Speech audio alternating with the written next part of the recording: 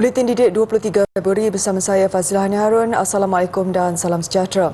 Kementerian Pendidikan KPM menerima kunjungan dari Suruhanjaya Pertukaran Pendidikan Malaysia Amerika MACEE. Ia sebagai memberi penghargaan terhadap kerjasama kementerian dalam pembangunan pendidikan. Kunjungan berlangsung di Parlimen dan diketuai oleh pengarah eksekutif MACEE Curtis Johnson. Beliau disambut oleh Menteri Pendidikan Fadlina Siddiq dan timbalannya Lim Ho Ying.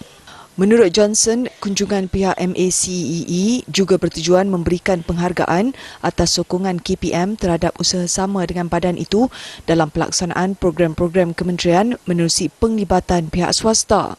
Turut hadir Ketua Setiausaha Pendidikan Malaysia Datuk Nik Nasaruddin Muhammad Zawawi, Pakar Perhubungan Luar MACEE Datin Sharifah Ikhlas Said Ismail Al-Jafri dan Guru Bahasa Inggeris yang menghadiri Fulbright Tea 2019 Hazwan Hamdan.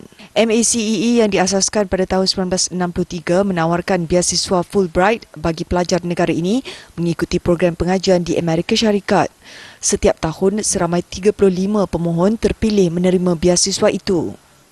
Ini menjadikan hampir 1,000 warga Malaysia sudah mendapat manfaat daripada beasiswa itu, manakala 2,000 warga Amerika ke negara ini untuk melanjutkan pengajian di peringkat lebih tinggi. Bakat dalam apa jua bidang sukan tidak datang bergolek. Ia perlu dipupuk dan digilap seawal bangku sekolah menerusi latihan yang berkesan dan pengurusan yang mantap. Itu yang menjadi amalan di Sekolah Kebangsaan Pauh di Arau Perlis dengan memperkasakan sukan rugby dalam kalangan muridnya termasuk dari prasekolah. Guru besarnya Syarizam Syamsuddin berkata pemilihan bakat dilakukan menerusi karnival dan pertandingan yang dianjurkan di sekolah sebelum ini. Tapisan kemudian dilakukan Majlis Sukan Sekolah Perlis MSSPS. Ia sebagai menyambut saranan Pengarah Pendidikan Perlis Naharuddin Uthman dalam dasar satu murid satu sukan. Dalam projek rugby untuk sekolah rendah kita akan bangunkan untuk menyambut Akademi Rugby Perlis yang kita bentuk di Sekolah Menengah Abi. Setakat ini untuk kemasukan ke Sekolah Menengah Abi kami telah menghantar 11 orang pemain untuk kita hantar ke akademi yang berbakat termasuk seorang pelajar perempuan. Selebihnya kita akan hantar ke Sekolah Menengah Bersama Penuh dan juga MRSM. Murid-murid yang ada kelayakan tu, yang ada basic untuk rugby, kita akan hantar ke sana lah. Itu projek pembangunan yang di bawah program pembangunan rugby Perlis. Sejak ditubuhkan tahun lalu, pasukan rugby bawah 12 tahun SK Pauh berjaya meraih kejayaan berganda daripada kedua-dua pasukan lelaki dan perempuan. Lebih hebat, pasukan lelaki berjaya mewakili negeri dalam kejohanan rugby Majlis Sukan Sekolah Malaysia MSSM. Kejayaan itu menyuntik ramai penyertaan daripada ahli pasukannya, cuma 30 orang kini bertambah kepada 100 murid. Sekolah rendah, kita antara yang nak jadi pembangunan sekolah pembangunan dah lah. Ada lagi macam ada zon lain pun ada lagi. Tapi kita di area sini, kita akan jadi sekolah pembangunan rugby lah.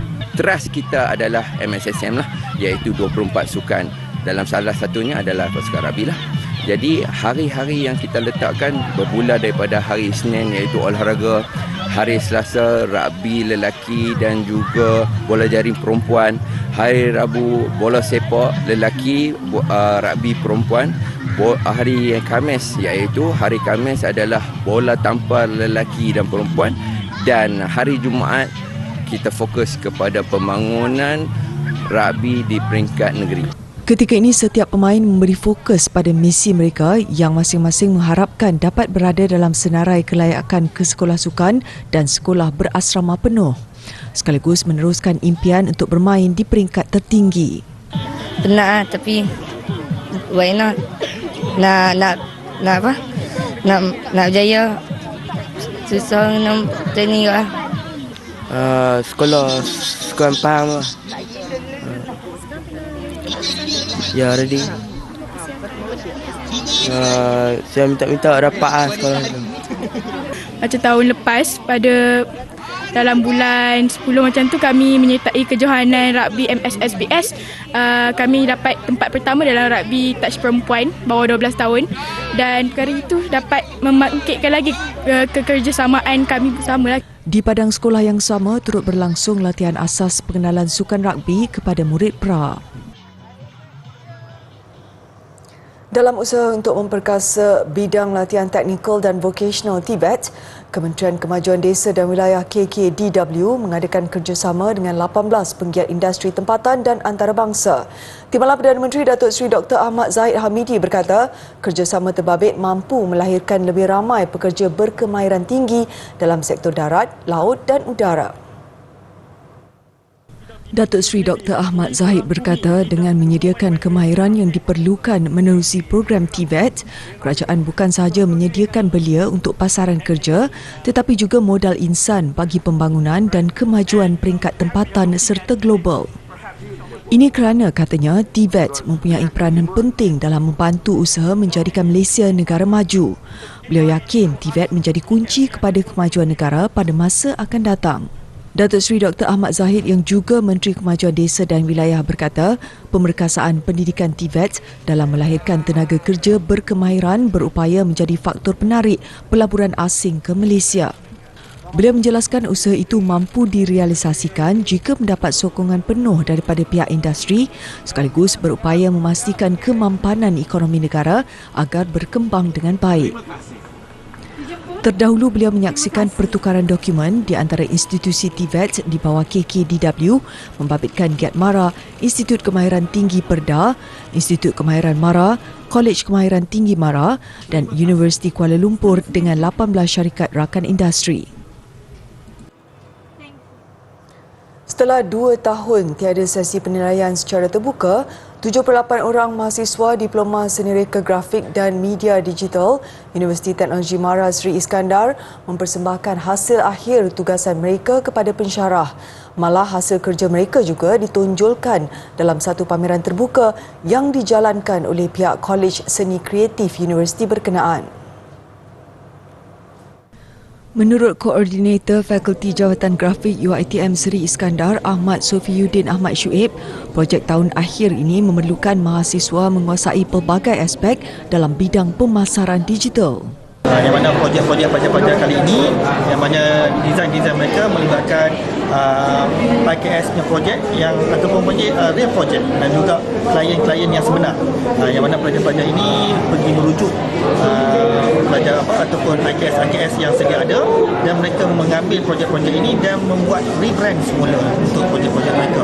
Dan projek ini melibatkan banyak perkara, iaitu melibatkan corporate design, dia melibatkan advertising dan juga melibatkan juga multimedia dan juga ada setengah-setengah pelajar memasukkan elemen-elemen illustration bergantung pada pakaran masing-masing.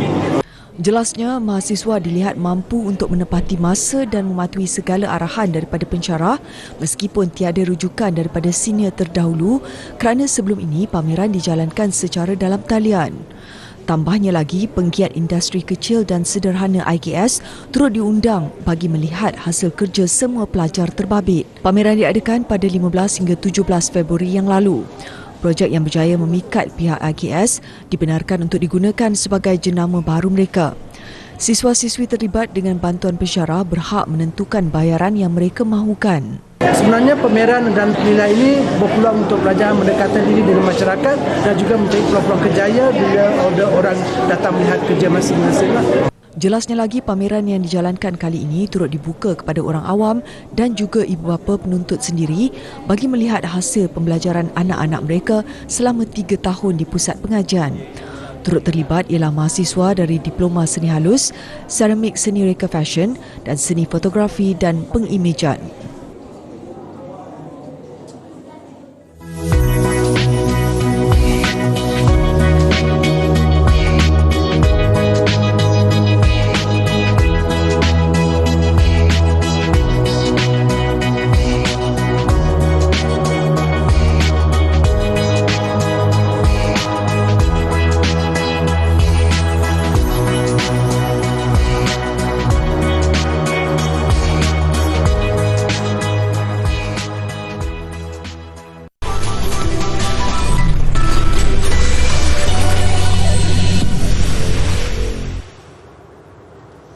Kerajaan tidak melakukan sebarang tapisan atau pengklasifikasian kandungan bagi membenar atau tidak membenarkan sebarang bentuk aplikasi atau platform untuk digunakan pengguna internet.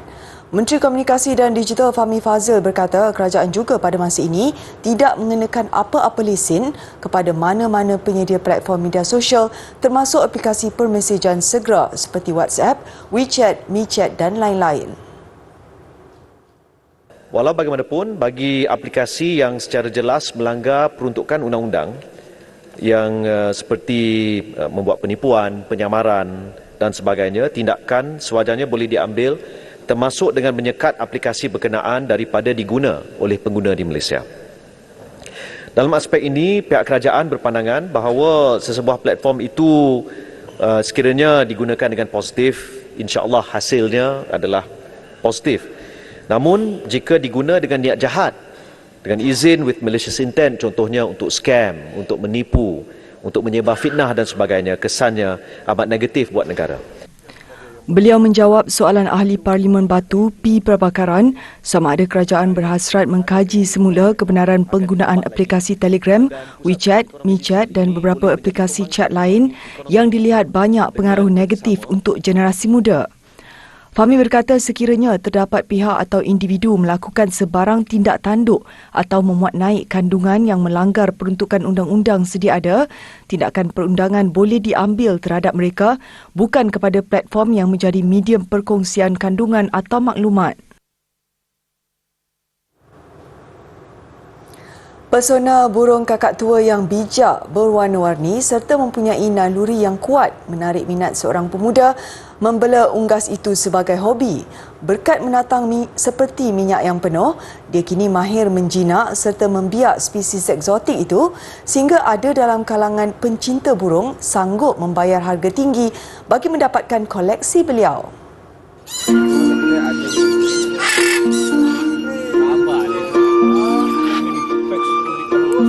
Menurut Shimir Ahmad, 31 tahun, minatnya terhadap kakak tua bermula pada 2012 dengan burung pertamanya merupakan kakak tua kecil yang dibeli dari sebuah kedai haiwan. Shimir berkata memelihara burung kakak tua perlu disertakan dengan ilmu. Ia penting bagi mengelak risiko kehilangan burung selain membolehkan haiwan itu lebih sihat dan ceria. Pemilik juga perlu mendapatkan lesen untuk memelihara unggas berkenaan. Burung kakak tua ni, dia punya, sebab tu dia nama dia burung kakak tua tau. Dia boleh hidup jangka masa yang lama. Sebabkan macam ini boleh sampai ke 60-70 tahun. Ada yang sampai, yang paling kecil, burung kecil pun 30 tahun. So, bila adanya parrot ni, dia jadi macam lifetime commitment lah. Macam ada anak angkat contoh itu. So, dia memang kalau korang boleh commit dengan dia punya lifespan atau boleh commit untuk jaga tempoh masa yang lama, tak ada masalah. Bakat beliau melatih kakak tua tidak dapat disangka lagi. Sejak tahun 2018, Shimir mampu menjinakkan serta melatih burung kakak tua jenis African Grey. Untuk rekod spesies itu antara paling bijak dan banyak kerena berbanding spesies lain. Kebolehannya kini diketengahkan sepenuh masa dengan membuka kelas bimbingan bagi pemilik yang baru tetapi tiada sebarang pengalaman. Bagi Hana Ismail, hobi kayangan itu membawa kepuasan buat dirinya. Malah dia sanggup memperuntukkan hampir sejam setiap pagi dan petang meluangkan masa bermain dengan 3 ekor kakak tua kesayangannya. Community ni pun dah getting bigger and banyak girls juga yang bela mungkin sebab pasangan, husband and wife kan. Lepas tu macam saya memang peminat binatang. So dari kecil saya bela kucing. So bila saya dapat bela burung ni is something special.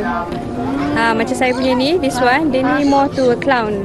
Karakter dia more, dia tak free fly. Dia dekat rumah dia fly. Dekat rumah dia lepas, dia lompat-lompat. Macam dia ni, this one is fly. So karakter burung saya semua lain-lain. Selain mengajuk percakapan manusia, burung kakak tua boleh dilatih untuk terbang dan kembali semula kepada tuannya. Untuk itu tidak hairan komuniti burung kakak tua semakin berkembang di negara ini. Berbanding negara Thailand, Indonesia diorang lagi besar lah. So sekarang ni baru nak naik, dekat Malaysia ni baru nak naik. So semua negeri alhamdulillah sekarang ni dah ada komuniti sendiri. So kita tubuhkan komuniti untuk bagi semua berkumpul satu dan ilmu kita kongsi sama.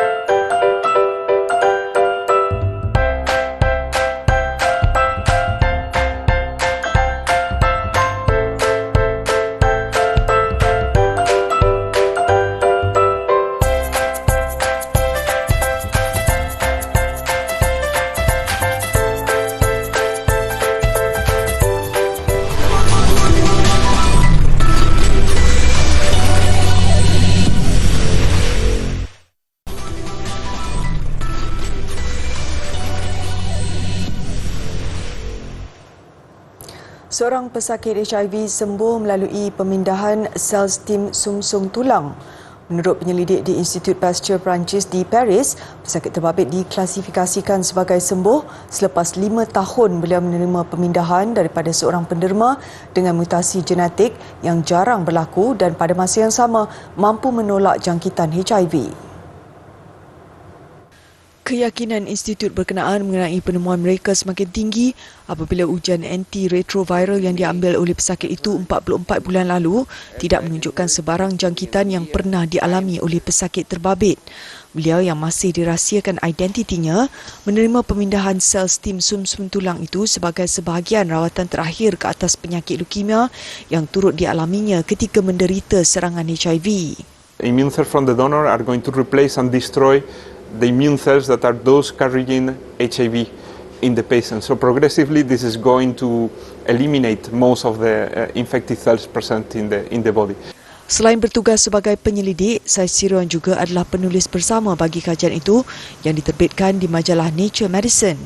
Menurut Saisirion, di seluruh dunia setakat ini seramai 3 pesakit HIV didapati sembuh melalui kaedah itu. Malah mereka juga tidak lagi menjangkiti orang lain dengan virus itu. Kes pertama berlaku pada tahun 2007 membabitkan seorang pesakit yang diberi julukan sebagai pesakit Berlin, manakala seorang lagi pada tahun 2016 yang dikenali sebagai pesakit London. Manakala kes ketiga dikenali sebagai pesakit Dusseldorf, susulan rawatan yang diterima beliau di Dusseldorf, Jerman. He's happy, feeling lucky that within the bad lack of having HIV and leukemia, an intervention helped him to get rid of both of them. So he feels fortunate and very happy to share this news with other people living with HIV. Ketika ini lebih 38 juta penduduk dunia dijangkiti HIV. Penyakit itu yang kemudiannya turut dikenali sebagai pandemik AIDS telah meragut nyawa kira-kira 40 juta orang penduduk dunia sejak mula dikesan pada tahun 1980-an. Ketika ini, rawatan untuk pesakit HIV kebiasaannya hanya membabitkan penggunaan ubat anti-retroviral yang dipercayai mampu mengesan virus HIV dan membenarkan pesakitnya hidup bersama virus itu selama beberapa tahun. Sebuah syarikat Jepun mengunjurkan akan menggunakan belon bagi membawa orang ramai ke angkasa. Tiada harga tiket yang tinggi atau latihan ketat disyaratkan. Menurut Presiden Iwaya Incorporated, Keisuke Iwaya, ketika ini harga tiket yang dijangka ditawarkan ialah serendah 1 juta yen atau hampir RM33,000. Penerbangan pertama dijangka dilakukan lewat tahun ini. Menurut Iwaya, belon itu mampu berada pada altitude 25 km, tahap di mana lingkaran bulat bumi boleh dilihat dengan jelas. Belon itu dilengkapi dengan kapsul berukuran garis pusat 1.5 meter dan mempunyai 2 tempat duduk. Satu untuk juruterbang dan satu lagi untuk penumpang. Ia mempunyai tingkap yang luas bagi membolehkan penumpang melihat ruang angkasa di atas bumi atau di bawahnya. Permohonan untuk menjadi penumpang mula dibuka sejak Selasa lalu hingga penghujung Ogos. Untuk peringkat awal ini, hanya 5 penumpang akan dipilih dan akan diumumkan pada Oktober depan.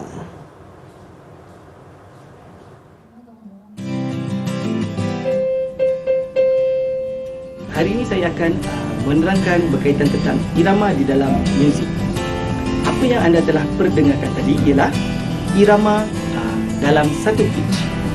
Saya akan menerangkan bunyi irama tanpa pitch. Okey, kita perdengarkan sama-sama dengan cara menepuk.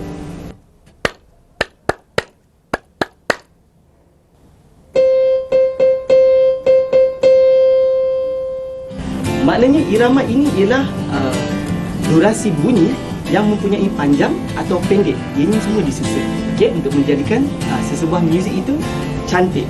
Okey, biasanya dalam menghasilkan melodi yang bagus, irama perlu ada di dalam penghasilan melodi tersebut supaya melodi itu nampak lebih kreatif. Begitulah kepentingan irama di dalam melodi.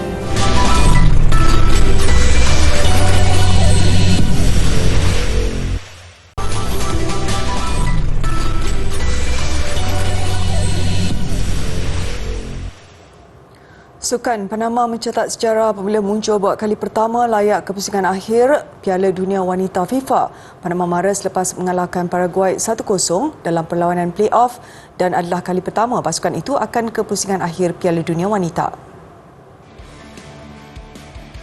Perlawanan berlangsung di Stadium Waikato di New Zealand, salah satu venue bagi pusingan akhir Piala Dunia Wanita 2023. Minit ke-13 peluang Panama untuk pertama mencipta jaringan, percubaan Riley Tanner melambung. Lawannya Paraguay tidak boleh dipandang mudah.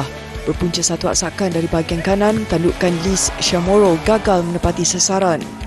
Minit ke-75 saat dinanti-nantikan Panama akhirnya muncul juga. Hasil tandukan oleh Lynette Sideno, Panama memecah kebuntuan gol.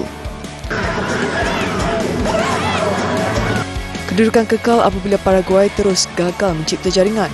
Menang 1-0, Panama akan berdepan Perancis, Brazil dan Jamaica dalam kumpulan F di Piala Dunia Wanita.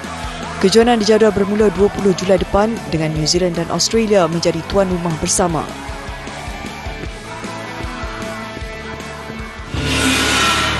Tenis terbuka Rio, berat dugaan terpaksa ditempuh pilihan utama Carlos Alcaraz. Menang set pertama, langkah Alcaraz yang juga pemain nombor 2 dunia tersekat apabila lawannya Matheus Alves menyamakan kedudukan kepada 3 sama. Dan meskipun dia kemudian kembali melebarkan penguasaan kepada 5-3, hujan menyebabkan perlawanan ditangguhkan keesokan harinya. Tampil lebih bersemangat, keputusan sah memihak Alcaraz melalui satu pukulan balas tepat. Alcaraz mara ke pusingan kedua, menang 6-4, 6-4.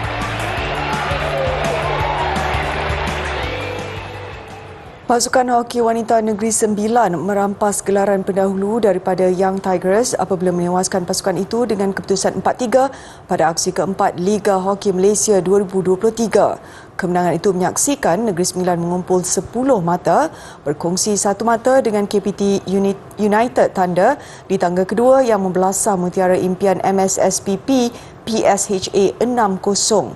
Bagaimanapun, tumpuan turut terarah kepada TLHT MSNT yang kekal di tangga keempat selepas menundukkan pasukan hoki SC 3-0. Selepas mengalami 2 kekalahan berturut-turut pada aksi kedua dan ketiga Liga minggu lalu, TLHT MSNT kembali mencatat kemenangan ketika turun menentang pasukan hoki CS di Stadium Hoki Nasional di Bukit Jalil, Ibu Negara semalam. Skuad kendalian Muhammad Syahrul Nabil Abdullah itu tidak mengambil masa yang lama untuk mengingkap gol pembukaan menerusi pukulan sudut penalti Elia Amanina Elias seawal minit pertama. Bagaimanapun, TLHT MSNT terpaksa menunggu sehingga suku ketiga untuk menambah gol kedua melalui jaringan padang Nurul Elna Farisha Muhammad Faizal minit ke-37 sebelum Nur Atira Muhammad Ismail meledak gol ketiga minit ke-44. Tiada lagi gol menyusul, TLHT MSNT kekal di tangga keempat dengan 6 mata. Pasukan hoki CS yang tewas dalam keempat-empat perlawanan awal berada di tangga kelima tanpa sebarang mata. Mengakhiri buletin DJ, sekumpulan sukarelawan mengadakan aktiviti bersama kanak-kanak mangsa gempa bumi di Turki bagi menghiburkan dan membantu mereka mengatasi trauma. Saya Fazlani Harun, selamat dan Assalamualaikum.